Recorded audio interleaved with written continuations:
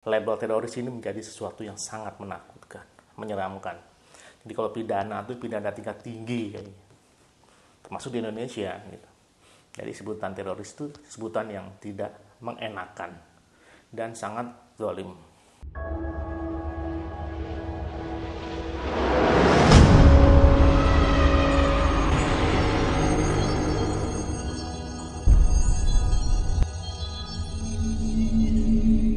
Assalamualaikum warahmatullahi wabarakatuh. Jumpa lagi di channel SH Pro. Kali ini ada cerita yang paling menarik tentang konten-konten di media sosial. Jadi seorang penggiat media sosial, ya saya nggak perlu sebutin namanya lah ya, pokoknya sudah terkenal di seantero jagat ini, memposting cerita tentang atau tulisan tentang, judulnya begini: adik-adik calon teroris yang abang sayang. Wow, yang paling menarik adalah calon teroris. Bahaya ya, terorisnya ini yang senantiasa menjadi kata kunci yang menyeramkan pada dekade terakhir ini. Kalau dulu-dulu di Orde Baru orang takut tuh disebut PKI, tapi pada dekade sekarang nih, setelah Amerika tuh dihajar tuh di gedung WTC-nya dengan pesawat yang menabrak gedung kembarnya itu, label teroris ini menjadi sesuatu yang sangat menakutkan, menyeramkan. Jadi kalau pidana itu pidana tingkat tinggi kayaknya, termasuk di Indonesia gitu. Jadi sebutan teroris itu sebutan yang tidak mengenakan dan sangat zalim.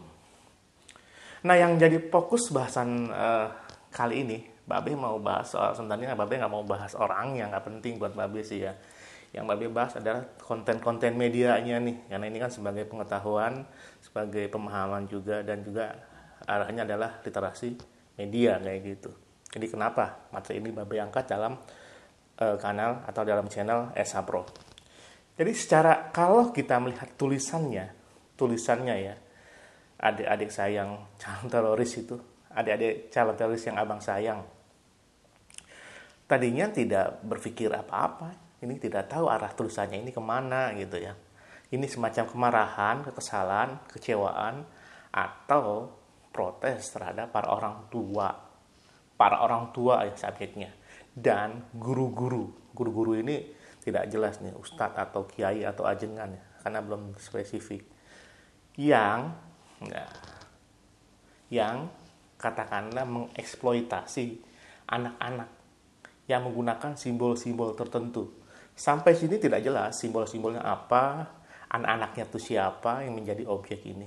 Tapi kemarahan itu sebenarnya ditujukan kepada orang tua dan guru-guru yang mengeksploitasi, tanda kutip ya, eksploitasinya anak-anak yang seakan-akan dipaksa mencintai simbol-simbol tertentu. Jadi ini tidak menggambarkan siapa, kelompok apa, dan sebagainya. Sampai di sini tidak jelas tulisannya.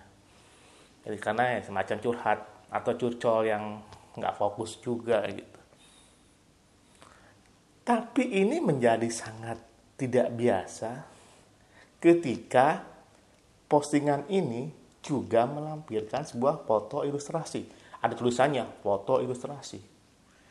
Yang menjadi masalah, foto ilustrasinya ini adalah foto yang mendeskripsikan anak-anak. Itu betul anak-anak bocah-bocah kecil tuh, berpakaian gamis. Ya berarti kalau gamis kan berarti orang Islam dong. Ya kan nggak mungkin kalau agama lain tuh pakai gamis. Orang Islam berarti anak-anak orang Islam. Plus ada juga tuh pakai ikat kepala, bertuliskan kalimat tauhid, membawa bendera kalimat tauhid. Nah, jadi ketika tulisan disatukan dengan gambar, maka makin jelaslah bahwa oh ternyata arah postingan itu, bahwa yang dimaksud dengan calon teroris itu adalah anak-anak itu. Artinya siapa? Ya anak-anak Islam. Anak-anak yang beragama Islam.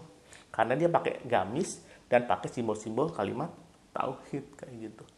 Masuk ada liwa di situ, bendera berkalimat tauhid. Nah, ini jelas, oh ternyata tulisannya ini arahnya adalah kepada para orang tua ya, atau guru-guru, itu berarti ustadz ya. guru-gurunya anak-anak yang orang Islam ngaji itu kan ustadz namanya, yang mungkin bisa jadi mengeksploitasi anak-anak. Eksploitasinya apa? Nggak jelas juga, karena tidak digambarkan di tulisan itu, tidak diceritakan, hanya dibilang ya dipaksa menerima doktrin. Anak-anak kan nggak ngerti doktrin tuh. Iya kan, orang kalau zaman Babe dulu ngaji, suruh ngaji sama orang tua, ya ngaji aja, karena memang kebutuhan ngaji, bukan karena doktrin. Nggak paham tuh istilah doktrin tuh. Nggak ada istilah-istilah yang semacam agitasi, propaganda, dan sebagainya. Semua naluri, semua wajar-wajar, natural. Kita disuruh ngaji sama orang tua ngaji, suruh belajar ngaji ke guru ngaji ya enggak. Suruh patuh ya patuh, semua natural, tidak berkaitan dengan doktrin. Nah, kembali ke topik soal tadi gitu, bagaimana tulisan disatukan dengan foto. Jadi teksnya itu adalah berupa tulisan dan foto. Maka jelaslah bahwa subjek yang dimaksud dalam tulisan dan foto ini adalah orang tua dan guru-guru atau ustadz, anak-anak yang katakanlah belajar mencintai agamanya, bela terhadap agamanya. Dan fokusnya pasti akhirnya orang Islam. Walaupun tidak disebutkan orang Islam itu di Tasik kah, di Jawa Barat kah, atau di daerah mana. Tapi yang jelas pasti orang Islam di Indonesia.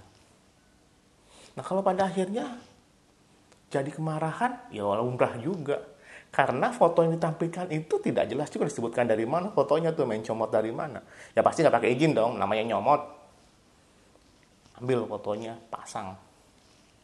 Terus, yang kedua, foto itu merupakan penanda-penanda yang ikonik. Artinya apa? Dia ada objeknya. Dia ada orangnya tuh, gitu. Orang-orang itu ternyata anak-anak santri dari Tasik. Jadi kalau anaknya nggak mungkin marah karena nggak ngerti ya, masih anak-anak dia, masih bocah. Belum terima doktrin untuk marah ketika dibully di media sosial. Tapi orang tuanya pasti marah dong. Guru-gurunya pasti marah karena anak-anaknya bukan calon teroris. Nggak bisa gegabah tuh. Kita bilang anak kecil cuman karena pakai gamis, pakai simbol-simbol katakanlah kalimat tauhid disebut teroris. Nggak mungkin. Sangat tidak bisa. Tidak logis. Bahaya itu. Nah, itu sebenarnya yang menjelaskan kenapa tulisan itu menjadi kesatuan dari foto itu, sehingga menjelaskan siapa subjek dan objeknya, ya karena menjelaskan itu, bahwa yang dimaksud ternyata yang calon teroris itu adalah anak-anak yang memakai gamis dan memakai simbol-simbol bertuliskan kalimat tauhid. Itu yang disebut calon teroris. Kan nggak bisa dong bikin kesimpulan kayak gitu. Itu dari mana logikanya? Hampir seluruh anak Indonesia yang ngaji itu pakai gamis, pakai peci haji, atau pakai peci hitam dan sebagainya. Terus kalau pakai kalimat tauhid lagi tren kemarin-kemarin kan demo tuh, ya nggak ada masalah juga kali.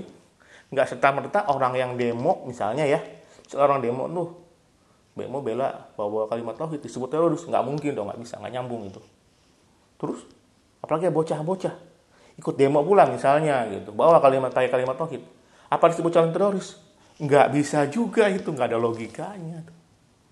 Nah, dalam kaitan ini makanya ketika ini dilaporkan menjadi laporan ke polisi, itu bagus itu sudah sangat tepat.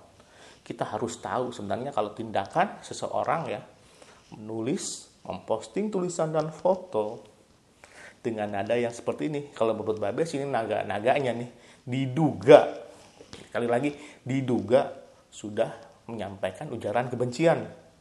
Jadi larinya ke ITE tuh. Ya. Terus kalau misalnya main ke pidana, ini kan ujaran kebencian terhadap kelompok tertentu. Bisa ke 156A itu kan, di KUHP. Ya mirip kasusnya tempo hari yang calon gubernur itu. Yang menistakan agama, menodaikan agama Islam. Ini pasalnya bisa ke sana. Diduga ya. Jadi ada KUHP-nya jelas tuh. Ada ITE-nya tuh, ujaran kebencian. Kayak gitu. Tapi buat Babe yang menjadi penting pembelajaran untuk video kali ini adalah bagaimana kalau seorang kita, siapapun bukan Babe ya pastinya ya, tidak suka terhadap kelompok tertentu, bahwa jangan menampilkan di media sosial. Satu, itu sangat mengganggu sekali. Itu sangat bikin kebisingan, kegaduhan. Yang kedua nih, jangan libatkan anak-anak. Sekali lagi, jangan libatkan anak-anak. Apalagi menyangkut stigma-stigma yang menyeramkan. Menyangkut perkara kriminal besar. Bahkan dalam wartawan di samping harus patuh sama kode etik jurnalistik, ada yang namanya pedoman pemberitaan ramah anak. Sekali lagi, pedoman pemberitaan ramah anak, PPRA. Yang tujuannya apa? Melindungi subjek atau objek anak-anak dalam kasus-kasus kriminal. Jadi nggak sembarangan tuh bukain identitas anak-anak tuh dalam kasus. Paling enteng misalnya perceraian orang tua tuh, biasanya di kalangan selebritas. Itu anaknya fotonya jangan ditampilkan tuh. Bahkan namanya jangan ditampilkan juga. Karena itu makanya berita-berita yang melibatkan anak-anak tuh cenderung menjadi tidak akurat. Karena memang harus menyembunyikan identitasnya. Jadi jangan sampai tahu namanya siapa, nama bapaknya siapa, di mana rumahnya, di mana sekolahnya. Seperti itu. Itu kalau kita bikin berita tuh. Nah, kali ini media sosial nih, saya kira yakin ya, penulis yang bikin postingan itu orang pintar tuh. Pintar banget dia bikin konten-konten kreatifnya tuh, ada ribuan tuh viewernya tuh. Berarti orang pintar dia, ngerti soal kode etik, paham soal hukum, termasuk paham soal ITE. Tapi nampilin foto anak-anak.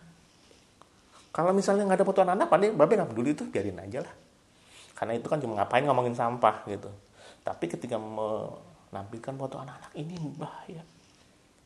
Jadi yang marah itu sebenarnya orang tua, para orang tua dan guru ngaji, santri-santri yang ditampilkan dalam fotonya itu wajar marah.